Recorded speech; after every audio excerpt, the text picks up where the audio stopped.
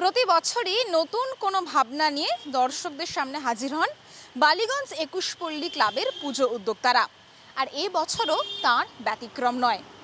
৭৮তম বর্ষে বালিগঞ্জ ২১ পল্লীর নিবেদনে সংবাহন। আর এই সংবাহনের মাধ্যমে তারা কি ফুটিয়ে তুলতে চাইছেন, আসুন মণ্ডপ ঘুরেই দেখে নেওয়া যাক।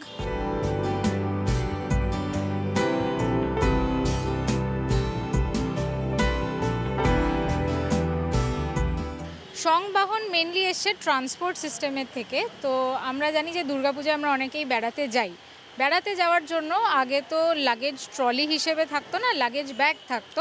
তো সবার পক্ষে লাগেজ ব্যাগ ক্যারি করা সম্ভব হতো না, যে কারণে আমাদের কুলির ব্যবহার হতো।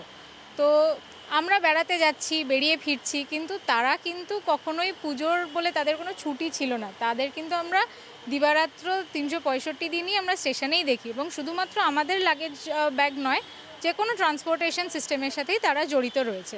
তো তাদের লাইফস্টাইল, তারা কিভাবে থাকে, তাদের লাইফ যে শুধুমাত্র আমাদের স্টেশনেই কিভাবে কাটে সারাটা দিন, তাদেরও ফ্যামিলি রয়েছে, কিন্তু তারা তারপরেও তাদের ওয়ার্ক ডিউটি থেকে কখনোই সরে না। সেইটা নিয়েই আমাদের এবছরের ভাবনা।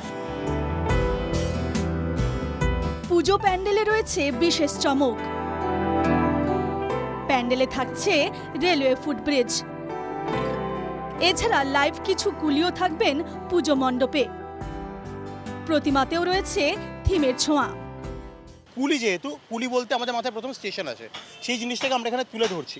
এবং যখন সেকেন্ড ফেজে যাচ্ছে, সেখানে গিয়ে দেখতে পাচ্ছে যে থিমের যে মূল বিষয়বস্তু, সেটা এখানে মানুষেরা উপলব্ধি করতে পারবে। এবং এর মধ্যে দুটো পার্টি আমাদের দুরকম থিম মিউজিক রয়েছে এবং ভয়েস ওভার রয়েছে, যেটা চক্রবাণী দেব করছেন। তো সেইটাতে মানুষ আরও ভালোভাবে রিলেট করতে পারবে, সেই জিনিসটা আমরা এখানে তুলে ধরছি। মডেল থাকবে কিছু, একজন কুলিকে এখানে রাখার ব্যবস্থা করা হচ্ছে মডেলের মধ্যে দিয়ে, এইগুলি থাকছে। অর্থাৎ সামাজিক বার্তা তুলে ধরার চেষ্টাই বালিগঞ্জ ২১ পল্লীর পুজোর। একদম ঠিক বাঁদিকে মণ্ডপ সজ্জায় দেখানো হয়েছে যারা জিনিসপত্র বহন করে তাদের মাথায় যে পাগড়ি থাকে, অর্থাৎ এই যে কাপড়, এই কাপড় দিয়ে তারা পাগড়ি তৈরি করেন এবং পাগড়ির ওপরে তারা জিনিসপত্র রাখেন। শুধু তাই নয়, এই যে বিভিন্ন পেন্টিং রয়েছে, সেই পেন্টিংয়ে তাদের যে জীবন সংগ্রামের গল্প, অর্থাৎ এখানে দেখা যাচ্ছে যে একজন কুলি, তিনি সেই ঠেলা ঠেলছেন, পাশাপাশি সেই ঠেলার ওপরেই তিনি শুয়ে রয়েছেন, অর্থাৎ নিদ্রাচ্ছন্ন। ওপরে দেখা যাচ্ছে মাথায় তার বিভিন্ন যে সুটকেস বা লাগেজ, কাঁধে একটি ব্যাগ, এরকম বিভিন্ন জিনিস, অর্থাৎ বিভিন্ন জীবন সংগ্রামের যে গল্প, সেই গল্পই পরতে পরতে ফুটে উঠছে সমগ্র পুজো মণ্ডপে।